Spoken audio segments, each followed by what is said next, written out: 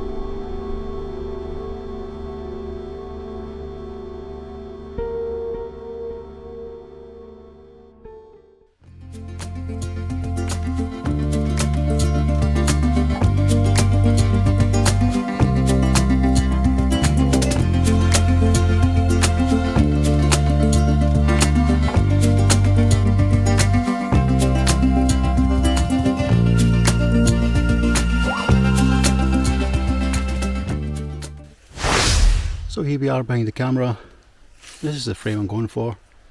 So I'm going to take the histogram off, and you can see there straight away that I'm kind of happy with this composition. Now if it turns out any good, we'll chuck it up on the screen, leave a comment, see what you think.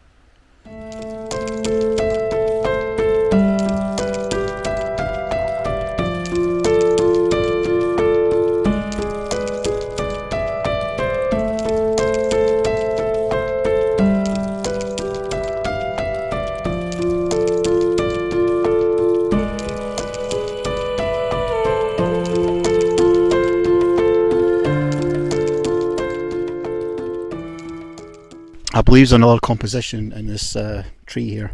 So that's the thing, you should always try different compositions from the same subject you're shooting. This time of year, especially when there's not much in bloom and things are starting to recede very quickly. Go around the tree, see what you can get. I guarantee you'll get something else. I'm going for a close-in shot. You know I like my close-in shots.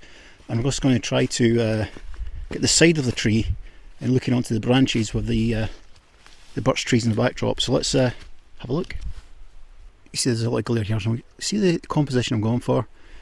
This tree here, I'm just going to take this off. So on the right hand side, which appears to be looking like a beech tree. What's more important is the composition right now. So if you see here the branches coming across and you've got a young tree of some sort, I think it's a birch tree here yet, and it kind of comes across and meets this branch here, so there's a flow to the image. And in the backdrop you can just see all these birch trees in the back, and I left a little gap here just to get it to breathe, and a little gap here on this side to get this part of the other tree to breathe as well, give breathing space. So the composition is mainly, of course, the branches to look at. Your eye kind of rests in the centre of the frame. I'm just going to shield that a little bit so you can see that. But yeah, just maybe see if I can focus on a little bit, not there. No joy. Anyway, there we go. So yeah, on the screen we'll have a look at, obviously your thoughts obviously are nothing just now, obviously not seeing anything in the back of the camera properly, but have a look at the screen we put it up just now and tell me what your thoughts are. Thanks.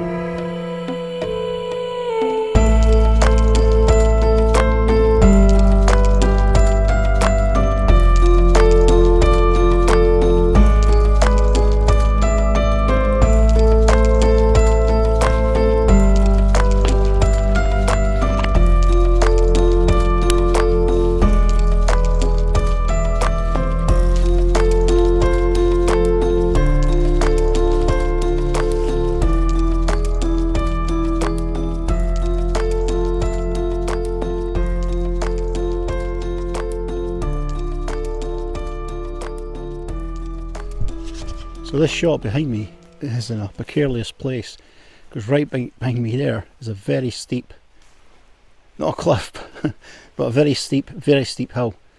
Get behind the camera, I'll have a look at its composition. I don't know what you think of it, but I'm thinking just this part here of the tree coming out from this tree here, if you can see it in the camera.